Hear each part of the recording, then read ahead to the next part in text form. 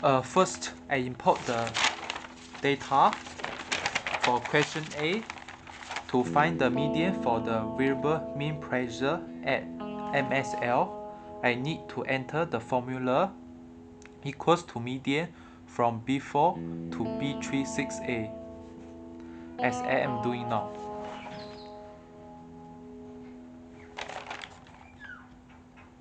For the mean of dew point, I enter another formula equals to average from F4 to F36A. For question B, to find the average daily rainfall amount for each month, I entered the formula equals to average from J4 to J34 to in the formula bar to calculate the January average daily rainfall amount. Then I repeat the process for the other months. After I have the value for all the months, I create the bar chart. I highlight the table and click the bar chart icon, and the chart is generated. I decided on the design I want and put in the labels. For question C, the process is the same as question B. I find out the average daily mean temperature for each month. After I get the result, I generate the bar chart, then put in the labels.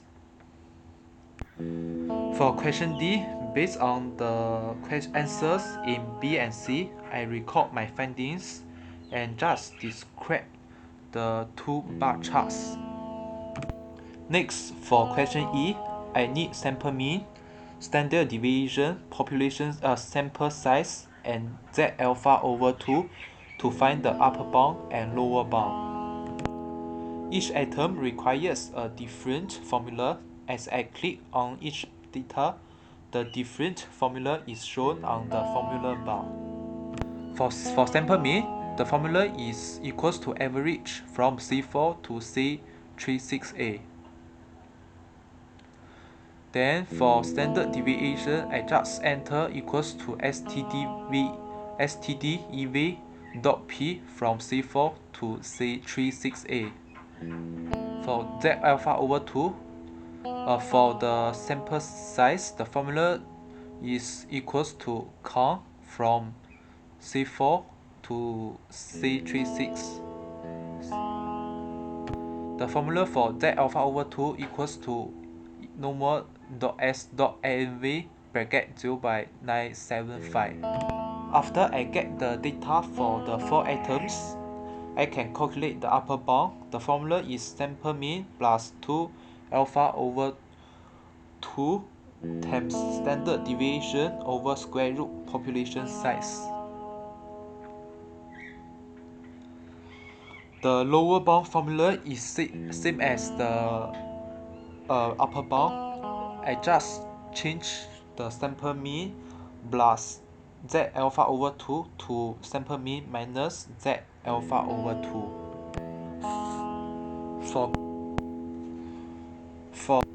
For question F, I need 4 steps to answer this question. First step, we need to find null and alternative hypothesis when it is H0 population size greater and equals to 31 by 7. When it is H1 population size population mean smaller than 31 by 7.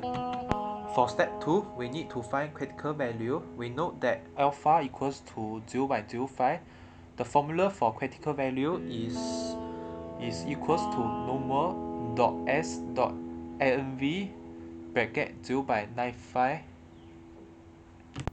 For step 3, we need to find the tested statistics.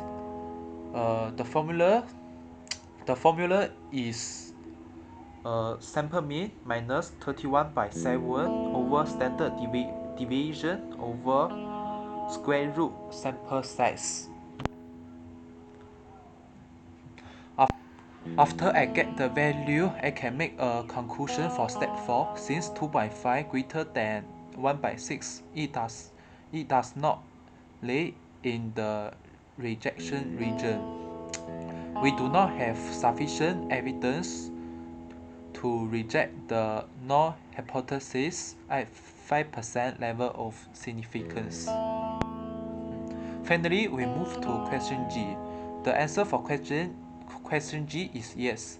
The finding in E and F agree with each other because the values of upper bound and lower bound are greater than 31/7, so they agree with each other. Okay, thank you.